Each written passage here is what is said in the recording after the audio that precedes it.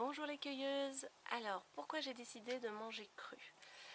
Ça fait 2 ans en fait que j'ai changé complètement mon alimentation.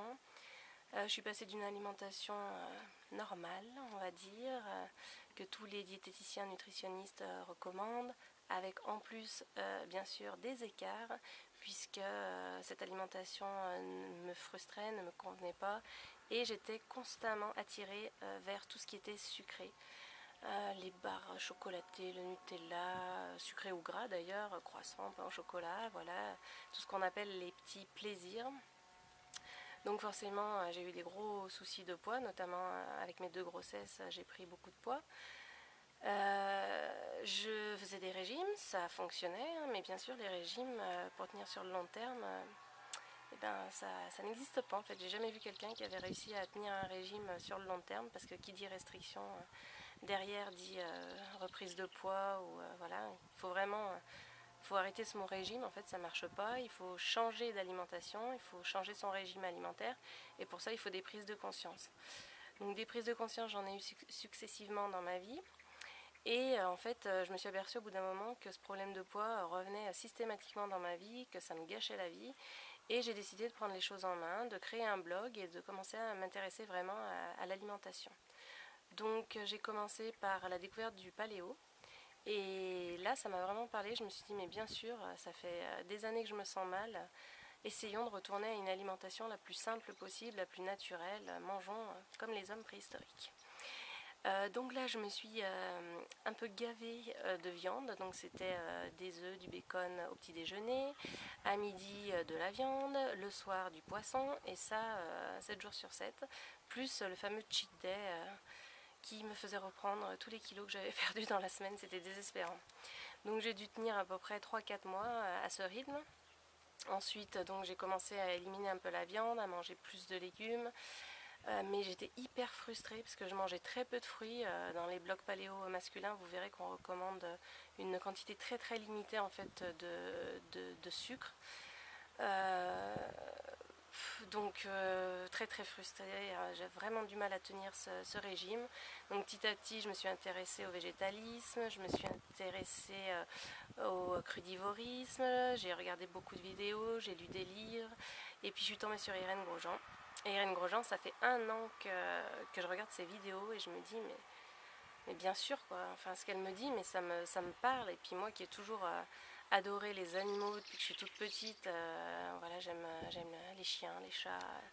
Je suis incapable de regarder un reportage sur la souffrance animale parce que ça me prend tellement aux tripes que j'en pleurerais toute la journée, et ces images resteraient gravées dans ma mémoire, c'est pas possible.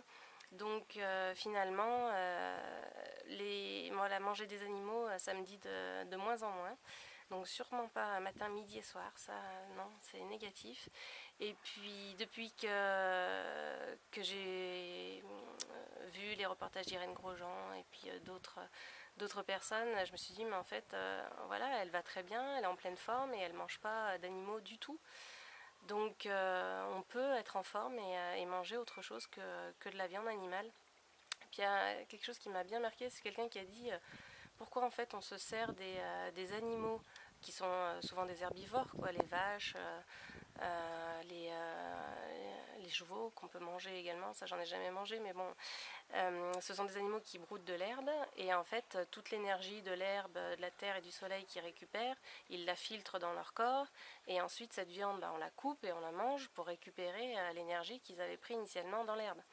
Donc pourquoi passer par le filtrage d'un autre corps, autant manger directement, nous, de la verdure, et directement avoir des choses nutritives directement dans notre corps, plutôt que de passer par le filtrage d'un autre corps animal. Je pense vraiment qu'on a beaucoup à apprendre d'ailleurs des animaux, cette supériorité en fait de l'homme sur les animaux, j'y crois pas du tout. Donc j'ai décidé de ne plus manger quasiment de viande. Par contre, je ne vais pas devenir sectaire. Je vais peut-être en manger de temps en temps, si je suis invitée, si ça me fait envie, peut-être, je sais pas, peut-être que un jour j'aurai envie de manger de la viande.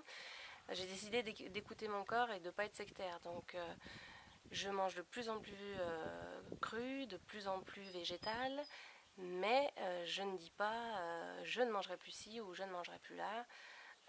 On est des humains, il y a des tentations, on a des invitations. J'ai pas envie de tomber dans l'extrême, et puis même pour mes enfants, j'ai pas envie non plus d'être trop dans les extrêmes. Après, je ressens des choses différentes dans mon corps et je commence vraiment à apprécier ce mode de vie plus cru et beaucoup plus végétal. Donc, je partagerai ça avec vous dans une seconde vidéo qui sera qu'est-ce que je mange dans une journée de cru.